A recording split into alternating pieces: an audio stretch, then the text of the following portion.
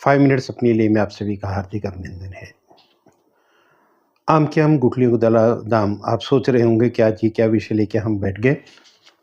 हम में से अधिकांश लोगों ने अपने घरों की, अधिकांश नहीं है, बहुत सारे लोगों ने अपनी घर की छतों के ऊपर सोलर पैनल्स लगाए हुए हैं ताकि इलेक्ट्रिसिटी को प्रोड्यूस कर सकें। और मकसद हम सबका एक ही है कि हम अपने बिजली के बिलों को कैसे कम कर सकते हैं। इसके अलावा शायद कोई और मकसद नहीं है। मेरा भी यही मकसद है। मैंने भी अपने घर की छत पे ये प्लांट लगाया हुआ है और मेरे यहाँ ये प्लांट अब जो मैंने नया घर बनाया तो 22 या 23 फरवरी 2023 से वो वर्क कर रहा है। और मैं अपने उस पे देख रहा था जो मोबाइल के ऊपर ऐप पे आती है कि लगभग 8 टन के करीब कार्बन डाइऑक्साइड के उत्सर्जन को अभी तक मेरा प्लांट बचा पाया है। इसके अलावा 134 पेड़ लगाने के बाद जितना पर्यावरण को फ़ायदा पहुंचाया जा सकता है, तो उस सोलर पावर प्लांट से इतने समय में 134 ट्रीज़ के बराबर फ़ायदा पहुंच चुका है। उसके अलावा 4.09 टन कोयले की बचत हुई है, यानी कि 4.09 टन कोयला लगता जितना प्रोडक्शन हमारे प्लांट ने, सोलर प्लांट ने किया है, उतना प्रोडक्शन करने में। तो अब आप ये देखिए, हम इसको जोड़ना चाहते हैं हेल्थ के पॉइंट ऑफ व्यू से कि हेल्थ पे क्या क्या होता है। आप प्लीज़ हमारे चैनल को सब्सक्राइब कीजिए और आप लोग कमेंट्स बॉक्स में ये बताइए कि आपने सोलर प्लांट लगाया है या नहीं लगाया है। लगाया है तो कितने वॉट का लगाया है और क्या आपको लगा है कि उससे आपको कोई फ़ायदा हो रहा है। आप प्लीज़ कमेंट्स बॉक्स में लिख दीजिए और उसके अलावा हमारे चैनल को सब्सक्राइब ज़रूर कीजिए। साइंस डायरेक्ट अपने पेज पे लिखता है, हमने कुछ काम किया इसके ऊपर कि मेडिकली क्या-क्या बेनिफिट्स इसके हम लोग इनडायरेक्टली दे पा रहे हैं अपने लिए भी, पूरी सोसाइटी के लिए, जिन्होंने भी सोलर पावर जनरेशन प्लांट लगाया हुआ है। तो साइंस डायरेक्ट अपने पेज पे लिखता है, fossil fuels electricity generation significantly contributes to green gas emissions and ambient air pollution.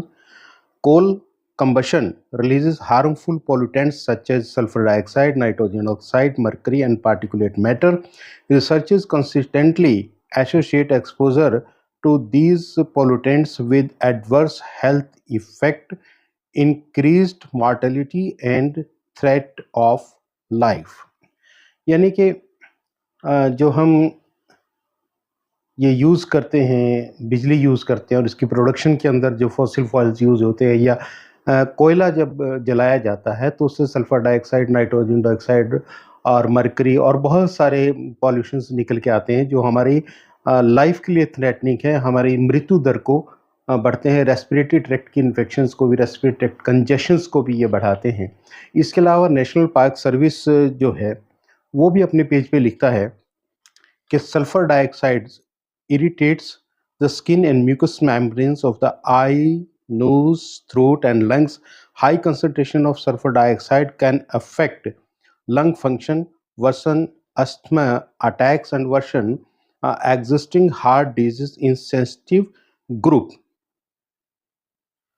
आप ये देखिए कि हार्ट डिजीज़ को भी, जिनको सेंसिटिव ग्रुप है हार्ट डिजीज़ का, उनके लिए लाइफ थ्रेटनिंग हो जाता है, कितना नुकसान कर देता है। इसके अलावा आप अगर देखना चाहिए, यूनाइटेड स्टेट्स एनवायरमेंटल प्रोटेक्शन का जो पेज है एजेंसी का, उसके ऊपर बहुत क्लियर उन्होंने लिखा है कि breathing air with a high concentration of nitrogen oxide can irritate Airways in the human respiratory system.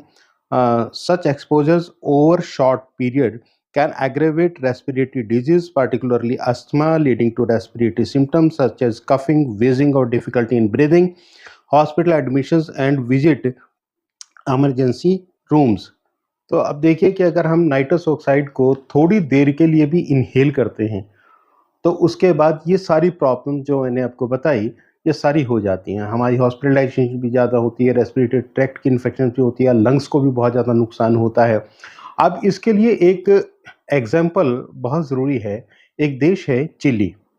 Chilli में जैसे जैसे ही पावर जनरेशन को कोल से शिफ्ट किया गया सोलर के ऊपर, तब उसके अंदर चेंजेस क्या-क्या आई। मैं आप तक उनकी एक रिपोर्ट जो हमारी रिसोर्सेज़ ऑफ फ्यूचर पेज के ऊपर है, वो आपके सामने रख रहा हूँ।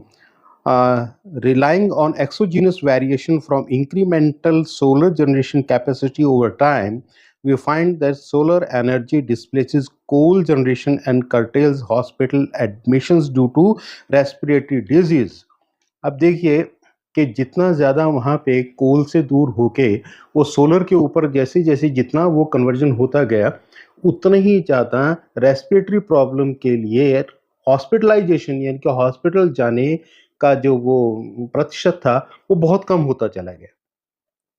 तो मतलब सोलर प्लांट सिर्फ़ एक इलेक्ट्रिसिटी बचाने का तरीका नहीं है, हमारे पैसे बचाने का तरीका ही नहीं है। इससे बहुत सारे बेनिफिट्स होते हैं। और मुझे ऐसा लगता है कि जो मैंने सोलर एक्सपर्ट से भी बात की है और खुद भी देखा है कि जितना हमारे इसके ऊपर हालाँकि ये माना है कि ये थोड़ा-सा एक्सपेंसिव है, सरकार की तरफ से सब्सिडी भी दी जा रही है। अ, इसके अलावा 5 साल में लगभग 5 साल में जितना हमारा पावर कंज़प्शन होता है, जितने हमारी इलेक्ट्रिसिटी के बिल आते हैं, 5 साल में लगभग उसका खर्चा ज़ीरो हो जाता है। मतलब मेरे कहने का हमारा जो हमने खर्च किया था प्लांट लगाने के ऊपर, उसका खर्चा वसूल हो जाता है।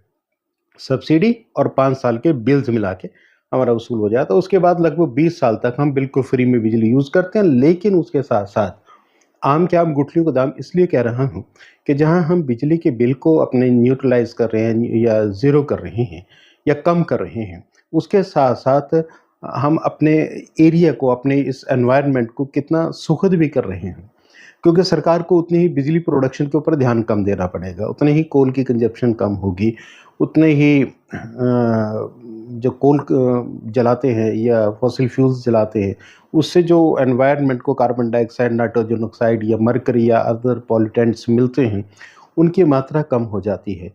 हाँ, इसके लिए ये तो मानना पड़ेगा कि सरकार की तरफ से कुछ ऐसी तो स्कीम्स और लागू करनी चाहिए कि सब्सिडी कोई प्लांट लगाता है तो उसको जल्दी से सब्सिडी रिलीज़ हो जाए।